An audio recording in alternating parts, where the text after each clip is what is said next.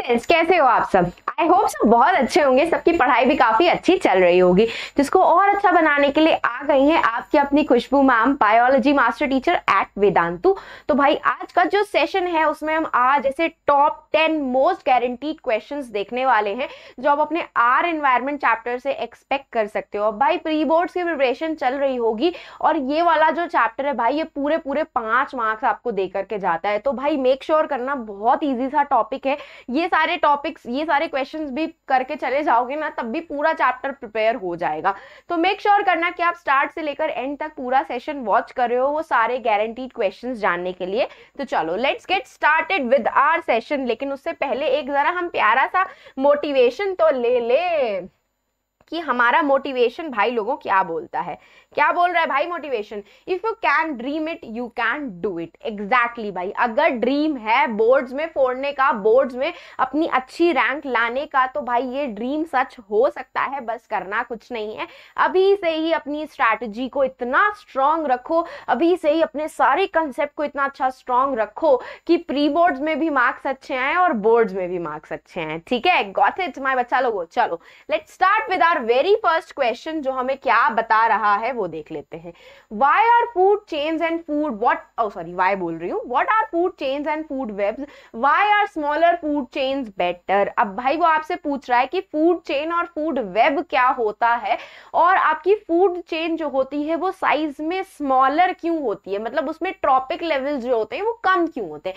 तो अगर हम फूड चेन की बात करें तो क्या होता है, these are the levels in which one organism is dependent on the another organism for their food habits, और interconnected food chains को हम क्या बोलते हैं? ओहो, पेन चेंज कर लेती हूँ, दिख नहीं रहा है बाबा।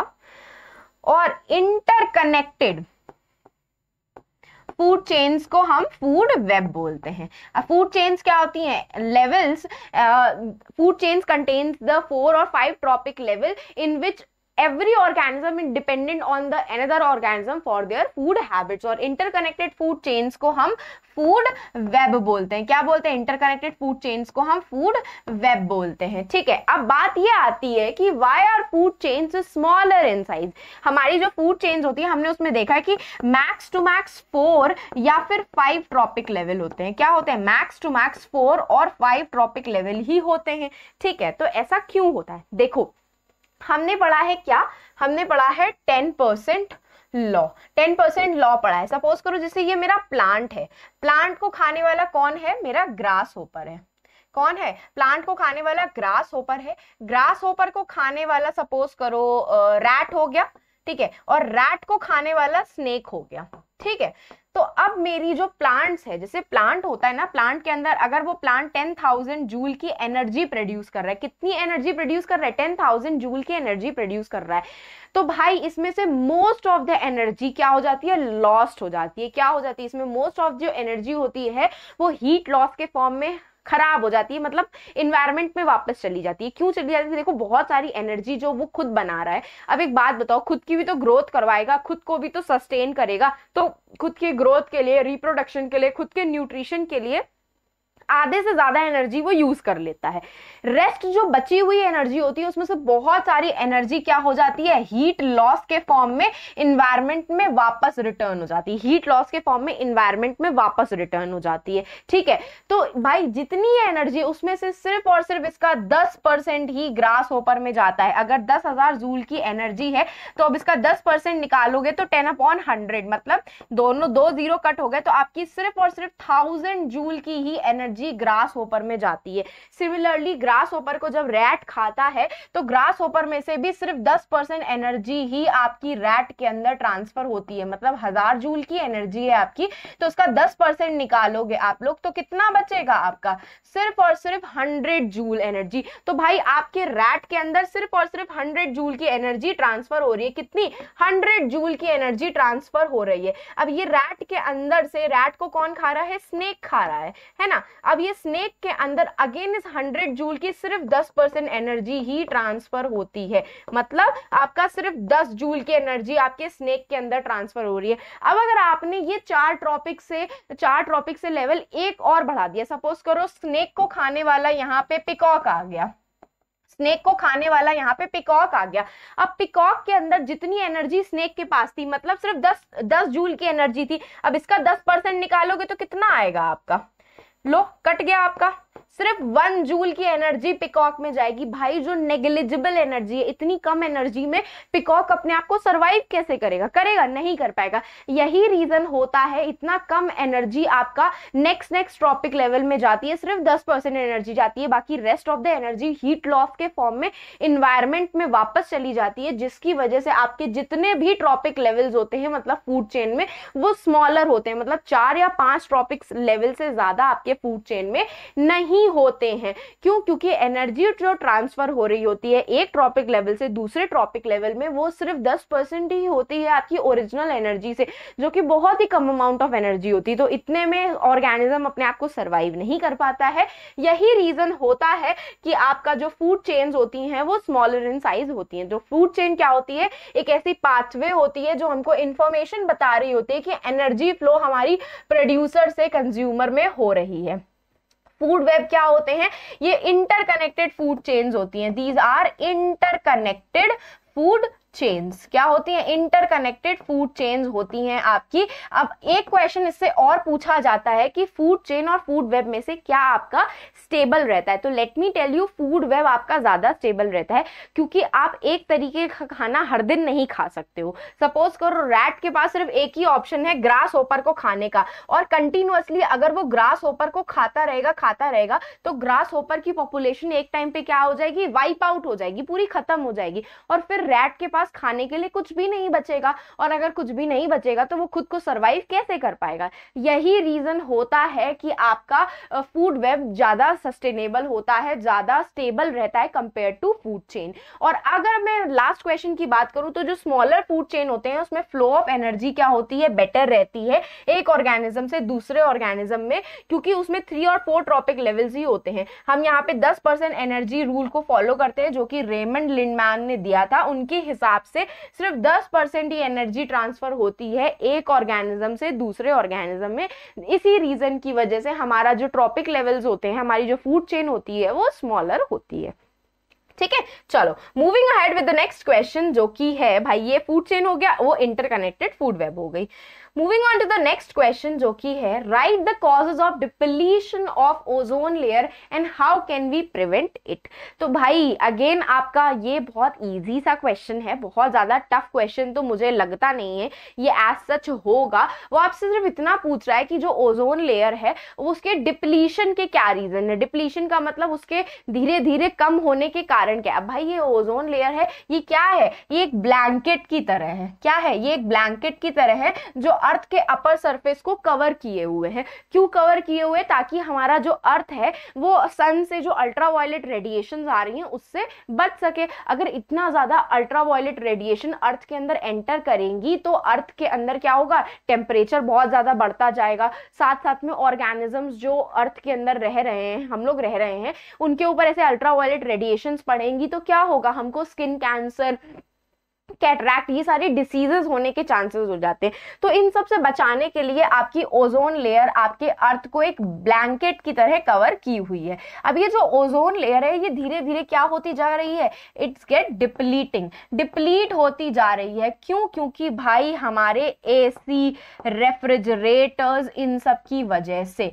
क्यों भाई? अब इनके अंदर ऐसा क्या प्रेजेंट है, इनके अंदर प्रेजेंट होता है क्लोरोफ्लोरोकार्बन्स, क्या CFCs प्रेजेंट होती हैं। ये CFCs क्या करती हैं ना, आपके O3 को, ओजोन को हम लोग O3 बोलते हैं कि नहीं बोलते हैं, ये O3 को क्या करती हैं, एक सिंगल ऑक्सीजन में और प्लस एक सिंगल ऑक्सीजन एटम में कन्वर्ट कर देती है। मतलब O3 को ब्रेक कर देती हैं, तोड़ देती हैं ऑक्सीजन मॉलिक्यूल में और ऑक्सीजन के फ्री एटम में, और फिर क्या करती हैं, खुद इस ऑक्सीजन एटम के साथ क्या कर जाती हैं, कंबाइन कर जाती हैं। क्या कर जाती हैं? कंबाइन कर जाती हैं। और कंबाइन होने की वजह से अब एटमॉस्फेयर में फ्री ऑक्सीजन का एटम प्रेजेंट ही नहीं है। फ्री ऑक्सीजन का एटम नहीं प्रेजेंट होगा तो ऑक्सीजन को ऑक्सीजन एटम के साथ कंबाइन होने का मौका ही नहीं मिलेगा, और धीरे धीरे क्या हो जाती है, ओजोन लेयर इसी तरीके से डिप्लीट होती जा रही है, उसमें होल होता जा रहा है, एक बड़ा सा होल हो गया है आपका इसी रीजन की वजह से। और ये जो क्लोरोफ्लोरोकार्बन्स हैं ये आपके एसी या रेफ्रिजरेटर के कूलेंट्स में प्रेजेंट होते हैं। जो रेफ्रिजरेटर ठंडा होता है, ठंडा वो ये क्लोरोफ्लोरोकार्बन्स की वजह से ही होता है। ये क्लोरोफ्लोरोकार्बन्स आपके ओजोन के मॉलिक्यूल को O3 को किसमें कन्वर्ट कर देती हैं, सॉरी, आपको ऑक्सीजन मॉलिक्यूल में और ऑक्सीजन के फ्री एटम में, और फिर खुद जाकर के ऑक्सीजन के मॉलिक्यूल के ऑक्सीजन के एटम के साथ कंबाइन हो जाती हैं, और इस तरीके से ओजोन लेयर में होल होते जा रहा है। अब रीजन इसको प्रिवेंट करने का ये है कि भाई डिप्लीट होती जा रही है, यूवी रेडिएशंस अंदर आ रही हैं, हमको स्किन कैंसर होने का खतरा बढ़ रहा है। तो इसको प्रिवेंट करने के लिए क्या हुआ है, आपका धीरे धीरे करके लोगों ने CFCs का यूज डिप्लीट कर दिया है। मतलब धीरे धीरे आपका ये जो इसके बारे में जब पता चला था तो आपका UN ने क्या किया था, ओजोन लेयर को बचाने के लिए उन्होंने क्लोरोफ्लोरोकार्बन्स, ये जो क्लोरोफ्लोरोकार्बन्स है ना, इसका फंक्शन, इसका यूजेज रिड्यूस कर दिया। देखो डिप्लीट इसलिए हो रही है, थिनिंग हो, ये ओजोन लेयर जो होती है आपके अपर एटमॉस्फेयर में प्रेजेंट होती है, one of the major problem है हमारे लिए, क्योंकि जैसे जैसे ये डिप्लीट होती जा रही है बहुत हाई यूवी रेडिएशन हमारे अर्थ के अंदर एंटर हो रही हैं, जो कि हमको बहुत सारी डिसीजेस कॉज कर रही हैं। लेस यूज ऑफ फ्यूल करके, फ्यूल जितना ज्यादा कम यूज करोगे पॉल्यूशन उतना कम होगा, ओजोन लेयर उतनी ठीक रहेगी। पेस्टिसाइड्स का यूज रिड्यूस करके भी हम ओजोन लेयर को प्रोटेक्ट कर सकते हैं, क्योंकि उसमें भी ऐसे ही क्लोरोफ्लोरोकार्बन जैसे केमिकल्स प्रेजेंट रहते हैं। और साथ साथ में यूएन नेशंस ने बहुत पहले ही आपका क्लोरोफ्लोरोकार्बन्स बैन कर दिए हैं। अब हम लोग एसी और रेफ्रिजरेटर्स में क्लोरोफ्लोरोकार्बन नहीं यूज कर सकते, क्योंकि उनकी वजह से ही ओजोन लेयर डिप्लीट होती जा रही है। ठीक है, उनकी वजह से ही ओजोन लेयर डिप्लीट होती जा रही है। Moving on to the next question कि distinguish between biodegradable and non biodegradable substances. भाई डिस्टिंग्विश से रिलेटेड तो बहुत क्वेश्चन आते हैं, बताती हूँ, जरा पानी पी लूं पहले। ठीक है, इतना समझ में आया कि क्या बताया क्या नहीं बताया अभी तक, फिलहाल हम क्या प्रोसेसिंग कर रहे थे, हमने क्या क्या पढ़ा अभी तक कि बायोडिग्रेडेबल और नॉन बायोडिग्रेडेबल सब्सटेंसेस क्या क्या होते हैं, कौन बताएगा मुझे?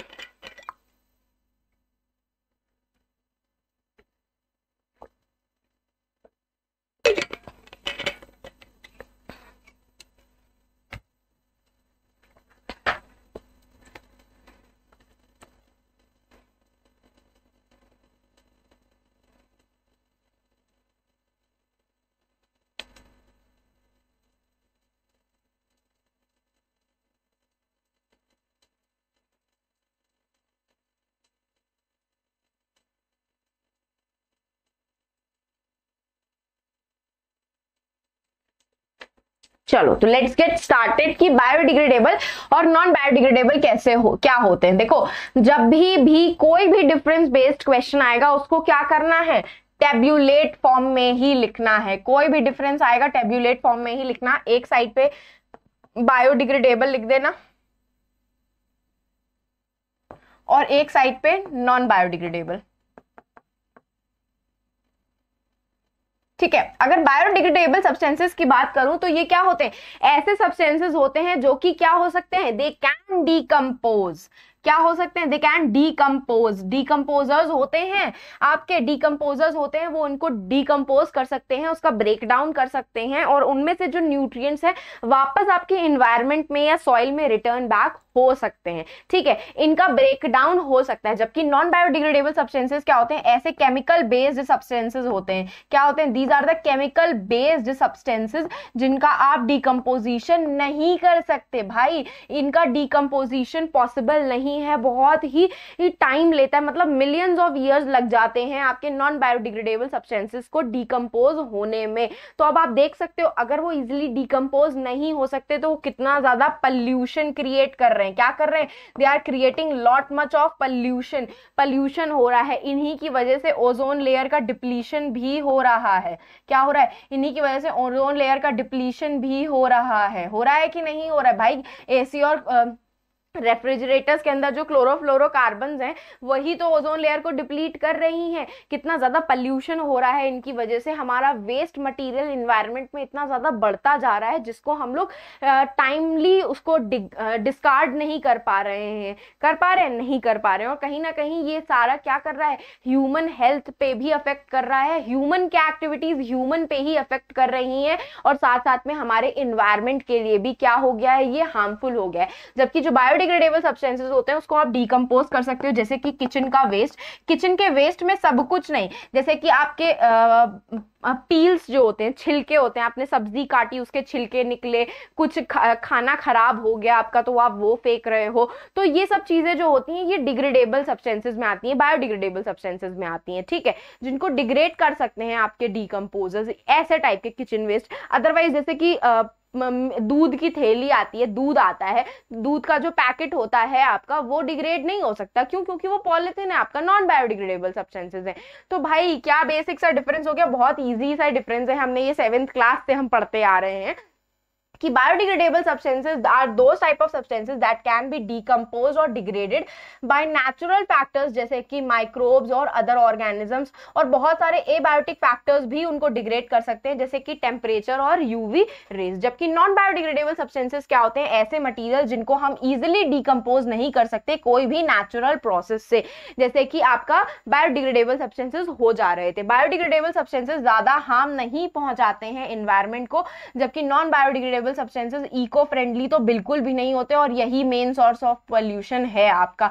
अगर मैं बताऊं कि ये बायोडिग्रेडेबल सब्सटेंसेस ऑर्गेनिक वेस्ट से इनऑर्गेनिक में कन्वर्ट हो जाते हैं, जिसकी वजह से ये सॉइल की फर्टिलिटी भी कहीं ना कहीं इंक्रीज करते हैं। आपने मैन्योर के बारे में पढ़ा है, वो क्या है आपका बायोडिग्रेडेबल सब्सटेंसेस से मिलकर ही बना हुआ होता है, और ये क्या करता है, सॉइल की फर्टिलिटी ही इंक्रीज करता है। जबकि नॉन बायोडिग्रेडेबल सब्सटेंसेस क्या होते हैं, नेचुरल एजेंट्स को भी खराब करते हैं, बायोटिक और एबायोटिक फैक्टर्स दोनों को ही अफेक्ट कर रहे हैं। अब लास्ट में आप इनका एग्जांपल लिख सकते हो कि ये organic waste, remains of animals और किचन वेस्ट। किचन वेस्ट में पॉलिथीन बैग्स नहीं आएंगी। उसके बाद नॉन बायोडिग्रेडेबल सब्सटेंसेस में plastic, polystyrene, toxic chemical substances, ये सब क्या हो गए, आपके नॉन बायोडिग्रेडेबल सब्सटेंसेस हो गए। चलो moving ahead with the next question, जो कि है 4th नंबर वाला, give any 2 ways in which the biodegradable substances would affect the environment। देख रहे हो भाई ट्विस्ट आपका। अब यहाँ पे वो आपसे ये पूछ रहा है कि बायोडिग्रेडेबल सब्सटेंसेस किस तरीके से एनवायरनमेंट को अफेक्ट कर सकते हैं। जस्ट अभी हमने पढ़ा कि बायोडिग्रेडेबल सब्सटेंसेस एनवायरनमेंट को अफेक्ट नहीं करते, है ना, अफेक्ट नहीं करते, लेकिन अब वो यहाँ आपसे पूछ रहा है कि वो कैसे अफेक्ट करते हैं। देखो इसका सिंपल सा रीजन है कि बायोडिग्रेडेबल सब्सटेंसेस अगर आप उसको प्रॉपरली सेपरेट या सेग्रीगेट नहीं करोगे और फिर उसको डिकम्पोज नहीं करोगे, वो हमारे इन्वायरमेंट को नुकसान पहुंचाएगा। सपोज करो इतनी सारी गंदगी है ना, वो सब बायोडिग्रेडेबल ही है, लेकिन सब वो क्या है, आपने उसको प्रॉपरली डिस्कार्ड नहीं हुआ, आप इकट्ठा करते जा रहे हो, जिसकी वजह से क्या होगा, वो डिकम्पोज नहीं हो पाएगा, सड़ने लगेगा। क्या होने लगेगा, सड़ने लगेगा। उसमें क्या आने लगेगी, पंजेंट स्मेल आने लगी। पंजेंट स्मेल का मतलब बदबू आने लगेगी। उसमें क्या पता मॉस्किटोज भी इधर उधर रह रहे होंगे, पानी डिपॉजिट हो गया, पानी में मॉस्किटोज हो रहे होंगे, हाउस फ्लाई हो रही होंगी, और ये सारे मॉस्किटोज क्या कर सकते हैं, आपको मलेरिया या फिर डेंगू कॉज कर सकते हैं। क्या कर सकते हैं, they can cause you malaria and dengue. साथ साथ में आपकी हाउस फ्लाइज आपको टाइफॉइड का इन्फेक्शन कॉज कर सकती हैं। आपका टाइफॉइड जो होता है गंदा खाना खाने की वजह से होता है, और गंदा खाना कैसे होता है, जब हाउस फ्लाई जो कचरे के ऊपर बैठ करके आपके खाने के ऊपर बैठती हैं तो वो खाना गंदा हो जाता है। ठीक है, इसी रीजंस की वजह से आपका कहीं ना कहीं बायोडिग्रेडेबल सब्सटेंसेस भी आपके एनवायरनमेंट को अफेक्ट कर सकते हैं अगर आप प्रॉपरली उनका रिसाइकलिंग या फिर डिकम्पोजिशन उसका नहीं करोगे। अगर आपने प्रॉपर उनको डिस्कार्ड कर नहीं किया है, रिसाइकल नहीं किया है, डिकम्पोजिशन उसका नहीं परफॉर्म करवाया है, तो कहीं ना कहीं आपके बायोडिग्रेडेबल सब्सटेंसेस जो आपके लिए अच्छे होते हैं वो भी आपको नुकसान पहुंचा सकते हैं। ठीक है, तो biodegradable substances are decompose by the action of micro organism and decompose material are recycled through the cycle, geo cycle, जैसे कि ट्री के लीव्स, किचन का वेस्ट, ये सारे क्या करते हैं, सॉइल की फर्टिलिटी इंक्रीज करते हैं। लेकिन अगर आपने इनको अच्छे से डिस्कार्ड नहीं किया तो ये भी आपके एनवायरनमेंट को अफेक्ट कर सकते हैं। चलो moving on to the next question की what are trophic level, give an example of food chain and state the different trophic levels in it. अब वो आपसे ये पूछ रहा है कि ट्रॉपिक लेवल क्या होते हैं और ट्रॉपिक लेवल को आपको एक्सप्लेन करना है फूड चेन की हेल्प से, और उसमें स्टेट करना है कि डिफरेंट जो फूड चेन्स होती हैं आपकी, वो डिफरेंट ट्रॉपिक लेवल्स होते हैं उनको भी आपको बताना है। ठीक है, चलो स्टार्ट करते हैं हम लोग। क्या होता है ट्रॉपिक लेवल्स, क्या होते हैं, these are the levels in the food chain. क्या है, these are the levels in the food chain. Food chain की लेवल्स होती हैं, स्टेजेस होती हैं, लेवल्स या फिर स्टेजेस बोल सकते हो। अगर मैं एक सिंपल सी फूड चेन बनाऊं तो सपोज करो प्लांट हमारा क्या है, सबसे पहला फूड चेन में होता है।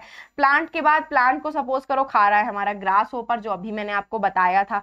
ठीक है, सपोज करो ग्रास होपर को खा रहा है आपका रैट, चूहा, है ना, और चूहे को कौन खा रहा है, स्नेक खा रहा है। ठीक है, ये हो गई हमारी एक छोटी सी फूड चेन, जिसमें से फूड चेन में से सबसे पहला जो फूड चेन का लेवल होता है वो कौन ऑक्यूपाई करता है, कौन बताएगा मुझे।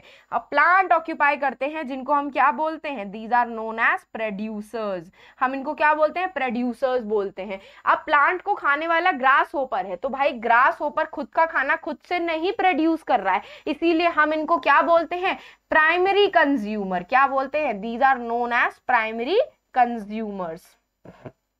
ठीक है, अब अगर हम बात करें रैट की, तो रैट क्या खा रहा है, ग्रास होपर को खा रहा है, तो भाई रैट क्या कर रहा है, रैट हमारा सेकेंडरी कंज्यूमर हो जा रहा है, अपना खाना खुद तो बना नहीं रहा है, तो उसको हम लोग सेकेंडरी कंज्यूमर्स बोलते हैं। क्या बोलते हैं, these are known as secondary consumer. और लास्ट में स्नेक्स आते हैं तो उनको हम लोग टर्शरी कंज्यूमर्स बोलते हैं। क्या बोलते हैं, टर्शरी कंज्यूमर्स बोलते है। ठीक है, और अगर अब हम बात करें ट्रॉपिक लेवल की, तो ये एक ट्रॉपिक लेवल है, ये दूसरा ट्रॉपिक लेवल है, ये तीसरा और ये चौथा ट्रॉपिक लेवल है।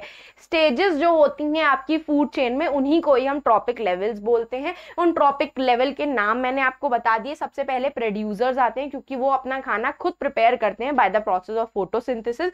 वो सिर्फ प्लांट्स परफॉर्म करते हैं। प्लांट्स को कौन खाता है, ग्रास होपर खाता है। अब खाना खुद से प्रिपेयर नहीं कर रहा है तो वो कंज्यूमर की कैटेगरी में आता है और प्राइमरी कंज्यूमर होता है।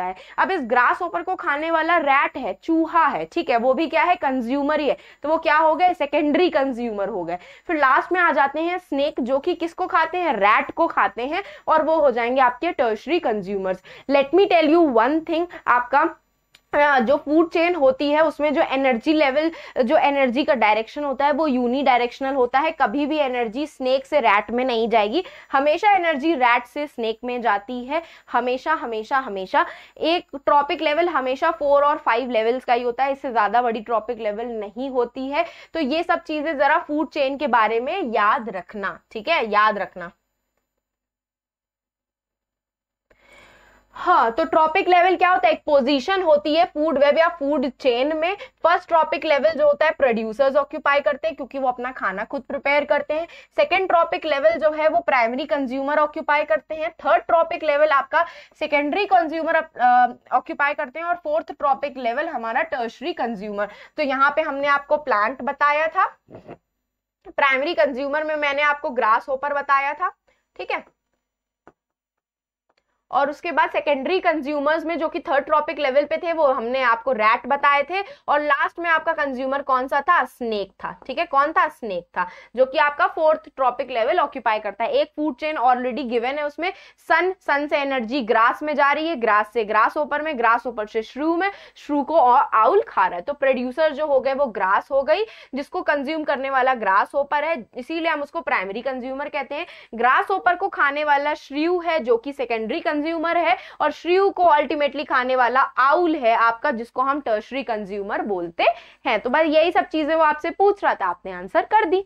ठीक है, चलो moving ahead with the next question, What will happen if we kill all the organism in one tropic level? तो यहाँ पे सबसे पहले हम ना एक फूड चेन बना लेते हैं, ठीक है, हम सबसे पहले एक फूड चेन बना लेते हैं कि सपोज करो मेरा ये प्लांट है, ठीक है, प्लांट को अगेन कौन खाने वाला है, ग्रास होपर है। ध्यान से सुनना, ठीक है, ग्रास होपर को खाने वाला कौन है, रैट है। रैट को खाने वाला कौन है? स्नेक है, ठीक है, चूहा खा रहा है, और चूहा स्नेक चूहा खा रहा है, ठीक है। तो अब एक बात बताओ, उसने ये बोला कि अगर आपने किसी एक ट्रॉपिक लेवल से, 4 ट्रॉपिक लेवल है, सबसे फर्स्ट ट्रॉपिक लेवल ये है, सेकंड ये है आपका, थर्ड रैट है, और फोर्थ क्या है आपका? स्नेक है, ठीक है। तो अब अगर सपोज करो मैंने यहां से ग्रास होपर को गायब कर दिया, यहां से ग्रास होपर क्या हो गए? डेड हो गए, डेड हो गए। ग्रास होपर की पॉपुलेशन पूरी वाइप आउट हो गई, पूरी खाली हो गई, ठीक है। तो अब एक बात बताओ, ग्रास होपर को कौन खा रहा था? चूहा खा रहा था, खा रहा था कि नहीं खा रहा था? तो इसका मतलब क्या हो जाएगा? चूहे के पास फूड की स्कैरसिटी हो जाएगी, चूहे के पास फूड की स्कैरसिटी हो जाएगी, मतलब चूहे को खाने के लिए कुछ भी नहीं मिलेगा। और आपका ग्रास होपर जो है, जो प्लांट को खा रहा था, तो अब यहाँ पे प्लांट को कोई नहीं खा रहा होगा, तो प्लांट की जो पॉपुलेशन होगी, प्लांट की जो पॉपुलेशन हो जाएगी वो क्या हो जाएगी? इट्स गेट इंक्रीज्ड, इंक्रीज हो जाएगी भाई प्लांट की पॉपुलेशन, ठीक है। तो भाई थर्ड ट्रॉपिक लेवल में क्या होगा? चूहे मरने लगेंगे, क्यों? क्योंकि उनके पास खाना नहीं होगा खाने के लिए। जबकि फर्स्ट ट्रॉपिक लेवल में क्या हो जाएगा? पॉपुलेशन प्लांट्स की बढ़ जाएगी, क्योंकि उनको खाने वाला कोई नहीं होगा। और धीरे धीरे करके आप एक बात बताओ, चूहे मरते जा रहे हैं, तो चूहा मरेगा, उसकी पॉपुलेशन भी खत्म हो जाएगी। चूहे की पॉपुलेशन खत्म हो जाएगी तो सांप क्या खाएगा? स्नेक क्या खाएगा? तो इस तरीके से क्या हो गई? आपकी फूड चेन जो हो गई वो अनस्टेबल हो गई। क्या हो गई? आपकी फूड चेन जो हो गई अनस्टेबल हो गई। हुई कि नहीं हुई? तो इसका ये आंसर होगा कि अगर आप कोई भी ट्रॉपिक लेवल में से कोई भी एक ऑर्गेनिज्म की डेथ कर दोगे या उसको मार दोगे, तो आपकी पूरी फूड चेन जो हो गई अनस्टेबल हो जाएगी, खराब हो जाएगी, ठीक है। पूरी फूड चेन क्या हो जाएगी? खराब हो जाएगी। If we kill all the organism at one trophic level, it would end the ecological balance. पूरा हर्बीवोर्स जो है वो भी खत्म हो जाएंगे, कार्निवोर्स भी को खाना नहीं मिलेगा, अल्टीमेटली उनकी भी डेथ हो जाएगी, और इस तरीके से पूरी आपकी न्यूट्रिएंट साइकिल जो होगी वो कंप्लीट नहीं हो पाएगी। अगर आप एक यहाँ पे फूड चेन का एग्जांपल दिया हुआ है कि जो ग्रास है उसको बफेलो खा रही है, बफेलो को खा रहा है लायन, तो अगर आपने लायन की पॉपुलेशन को हटा दिया तो बफेलो की पॉपुलेशन क्या हो जाएगी? इंक्रीज हो जाएगी, और क्या हो जाएगी? ओवर ग्रेजिंग हो जाएगी। ओवर ग्रेजिंग का मतलब प्लांट को बहुत ज्यादा खाने लग जाएंगे। ओवर ग्रेजिंग के मतलब क्या हो जाएगा? सॉइल का इरोजन हो जाएगा। क्यों? क्योंकि सॉइल में से प्लांट हट गए, सॉइल पूरी खाली हो गई। बिना प्लांट के जो सॉइल होती है वो मिट्टी पूरी लूज लूज रहती है, उसमें पानी डालोगे तो बह करके आगे चली जाएगी। इस तरीके से पूरी सॉइल की फर्टिलिटी खराब हो जाएगी, और क्या हो जाएगी? अल्टीमेटली धीरे धीरे करके आपकी जो बफेलो होंगी उनको भी ग्रास नहीं मिलेगी और उनकी भी डेथ हो जाएगी। और देख रहे हो पूरा का पूरा इकोलॉजिकल बैलेंस आपका बिगड़ गया। तो यही इसी तरीके से आपको आंसर फ्रेम करके लिखना है। Moving ahead with the next question कि what are the problems caused by the non-biodegradable waste that we generate? भाई non biodegradable substances से तो पूरा का पूरा बस क्या है? प्रॉब्लम्स ही प्रॉब्लम्स भरी पड़ी हैं। क्या भरी पड़ी हैं? प्रॉब्लम्स ही प्रॉब्लम्स। सबसे पहली प्रॉब्लम क्या है? पॉल्यूशन। कितना ज्यादा एयर वाटर और सॉइल पॉल्यूशन हो गया है, हुआ है कि नहीं? एयर वाटर और सॉइल पॉल्यूशन हो रहा है आपके किसकी वजह से? आपके नॉन बायोडिग्रेडेबल सब्सटेंसेस की वजह से। ओजोन लेयर क्या हो गई है? डिप्लीट हो गई है। क्या हो गई? ओजोन लेयर डिप्लीट हो गई है, जिसकी वजह से क्या? स्किन कैंसर के पेशेंट्स बहुत बढ़ गए हैं। क्या हो गए हैं? स्किन कैंसर के पेशेंट्स बढ़ गए हैं, ठीक है। और आपका ग्रीन हाउस, ग्लोबल वार्मिंग होती जा रही है। भाई ग्लोबल वार्मिंग क्या है? ये तो बचपन से पढ़ते आ रहे हो। ग्लोबल वार्मिंग की वजह से हमारे अर्थ का टेम्परेचर राइज होता जा रहा है, जिसकी वजह से ग्लेशियर्स जो है वो पिघलने लगे हैं। इतना ज्यादा पानी रिवर्स में, सी में बढ़ता जा रहा है, जिसकी वजह से क्या होता जा रहा है? फ्लड आता जा रहा है, बाढ़ आ रही है कि नहीं?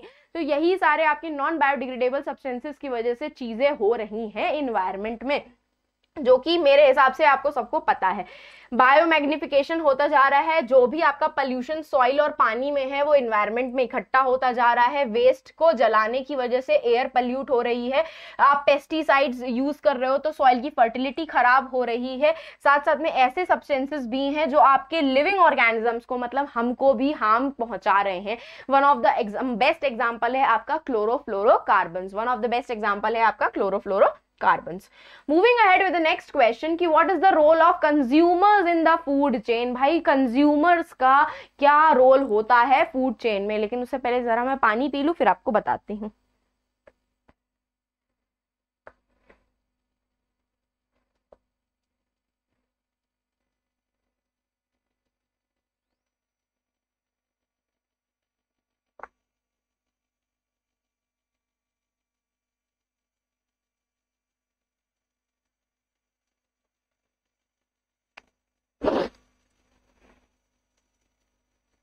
चलो, अब ये जो कंज्यूमर होते हैं, अगर मैं एक फूड चेन बनाऊं, जैसे मैंने आपको फूड चेन बनाई थी, प्लांट है, प्लांट को काऊ खा रही है, काऊ को लायन खा रहा है, ठीक है। अब हमारा क्या है, काऊ भी क्या है, प्राइमरी कंज्यूमर है, काऊ क्या है हमारी, प्राइमरी कंज्यूमर है ना, और लायन क्या है हमारा, सेकेंडरी कंज्यूमर है, ठीक है। लायन क्या है, सेकेंडरी कंज्यूमर है। अब बहुत ध्यान से सुनना, बहुत ही कंसेप्ट बेस्ड क्वेश्चन है। अगर एक बात बताओ, मैं काऊ की पॉपुलेशन को हटा दूंगी तो प्लांट की पॉपुलेशन क्या हो जाएगी, सॉरी, प्लांट की जो पॉपुलेशन होगी वो क्या हो जाएगी, इंक्रीज हो जाएगी।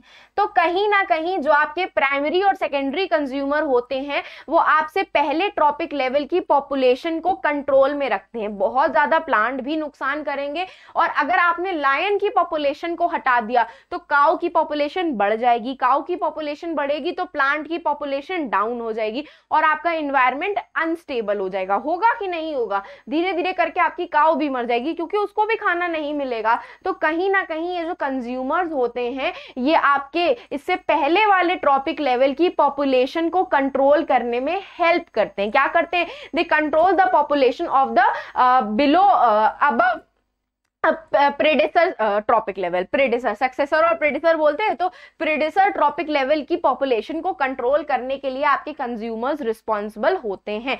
तो क्या आंसर हो गया इसका कि ये क्या होते हैं, हेटेरोट्रॉपिक ऑर्गेनिजम्स होते हैं, अपना खाना खुद प्रिपेयर नहीं करते, अपने खाने के लिए वो प्लांट्स पे डिपेंड करते हैं और ये सर्कुलेशन ऑफ एनर्जी और पॉपुलेशन मिनरल रिसाइकलिंग में हेल्प करते हैं। एनर्जी का जो फ्लो हो रहा है वो प्लांट में से काऊ में हो रहा है, काऊ में से लायन में हो रहा है, तो कहीं ना कहीं एनर्जी फ्लो हो रही है आपकी। इस एनर्जी फ्लो को मेंटेन करने के लिए, आपके ट्रॉपिक लेवल की पॉपुलेशन को मेंटेन करने के लिए कंज्यूमर बहुत जरूरी होते हैं, ठीक है। तो इसी तरीके से अपने पूरे आंसर को फ्रेम करके आना। Moving on to the next question की why are green plants called producers. भाई हम ग्रीन प्लांट्स को प्रोड्यूसर्स क्यों बोलते हैं, एक बात बताओ, प्लांट क्या परफॉर्म करते हैं, they can perform the process of photosynthesis। अब जो photosynthesis होता है ये कैसा प्रोसेस होता है, by photosynthesis they can prepare their own food in the form of glucose, है ना। लाइफ प्रोसेस में हमने पढ़ा है कि फोटोसिंथेसिस के थ्रू वो अपना खाना खुद प्रिपेयर कर देते हैं in the form of glucose, ठीक है। तो अब अपना खाना खुद बना रहे हैं, अपना खाना खुद क्या कर रहे हैं, प्रोड्यूस कर रहे हैं कि नहीं कर रहे हैं, खुद प्रोड्यूस कर रहे हैं। यही रीजन से हम लोग प्लांट को प्रोड्यूसर्स बोलते हैं। क्या बोलते हैं, we call them as producers, क्योंकि वो अपना खाना खुद प्रिपेयर कर लेते हैं by the process of photosynthesis, ठीक है, by the process of photosynthesis. अगर आप चाहो तो इसमें फोटोसिंथेसिस वाली वो जो आपने इक्वेशन पढ़ी है वो भी लिख करके आ सकते हो। Now moving ahead with the next question कि Why is the ozone layer getting depleted at the higher level of the atmosphere? अभी मैंने आपको पहले बताया था क्लोरोफ्लोरोकार्बन्स की वजह से, जो कि आपके एसीज में और रेफ्रिजरेटर्स के कूलेंट्स में प्रेजेंट होते हैं, रेफ्रिजरेटर्स में प्रेजेंट होते हैं। ये क्लोरोफ्लोरोकार्बन क्या करते हैं, ओजोन का मॉलिक्यूल जो होता है O3 होता है ना, इस O3 का ब्रेक डाउन कर देते हैं। क्या करते हैं, इस O3 का ब्रेक डाउन कर देते हैं ऑक्सीजन के मॉलिक्यूल में प्लस ऑक्सीजन के फ्री एटम में, और फिर सॉरी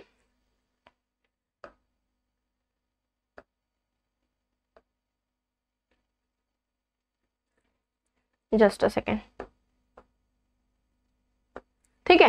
ये क्लोरोफ्लोरोकार्बन्स क्या करते हैं, आपके ये जो ओजोन का मॉलिक्यूल होता है O3, इसको ब्रेक कर देते हैं ऑक्सीजन में, ऑक्सीजन के मॉलिक्यूल में और फ्री ऑक्सीजन में। अब ये क्या करते हैं, ये क्लोरोफ्लोरोकार्बन इस फ्री ऑक्सीजन के साथ अटैच होकर के उसको ऑक्सीजन के साथ अटैच होने ही नहीं देते हैं, ठीक है, उसको अटैच होने ही नहीं देते। सपोज करो ये मैंने आपके दोनों हाथ पकड़ लिए, अब आपके दोनों हाथ मेरे हाथ में है, मैंने आपके दोनों हाथ पकड़ लिए, तो आप कोई भी सामान उठा पाओगे, नहीं उठा पाओगे। सिमिलरली जो क्लोरोफ्लोरोकार्बन होते हैं ये फ्री ऑक्सीजन एटम के साथ कंबाइन हो जाते हैं और ऑक्सीजन मॉलिक्यूल के लिए फ्री ऑक्सीजन एटम प्रेजेंट ही नहीं होता, जिसकी वजह से ओजोन का जो मॉलिक्यूल है वो बन ही नहीं पाता है। क्या होता है, बन ही नहीं पाता है, जिसकी वजह से धीरे धीरे करके आपकी जो ओजोन लेयर है, धीरे धीरे जो करके ओजोन लेयर है उसमें क्या होता जा रहा है, होल होता जा रहा है, काफी बड़ा सा होल हो गया है। और ओजोन की डिप्लीशन की वजह से, उसमें होल की वजह से बहुत एक्सेस अमाउंट में यूवी रेडिएशंस जो हैं, एक्सेस अमाउंट में यूवी रेडिएशंस आपके अर्थ के अंदर एंटर कर रहे हैं। क्या कर रहे हैं? अर्थ के अंदर एंटर कर रहे हैं। और भाई बहुत सारी एक्सेस अमाउंट में डिसीज होती जा रही है, जिसमें से मेन डिसीज है आपकी स्किन कैंसर। आपका जो यूवी रेडिएशंस होते हैं स्किन कैंसर के लिए सबसे ज्यादा रिस्पॉन्सिबल होते हैं। आपके स्किन के अंदर जो डीएनए प्रेजेंट होता है उसको चेंज कर सकते हैं, उसका म्यूटेशन कर सकते हैं, जो कि आपके लिए बहुत नुकसान कर सकता है। आपको स्किन कैंसर जैसी बीमारियां हो सकती हैं। समझे कि नहीं बुड़बको?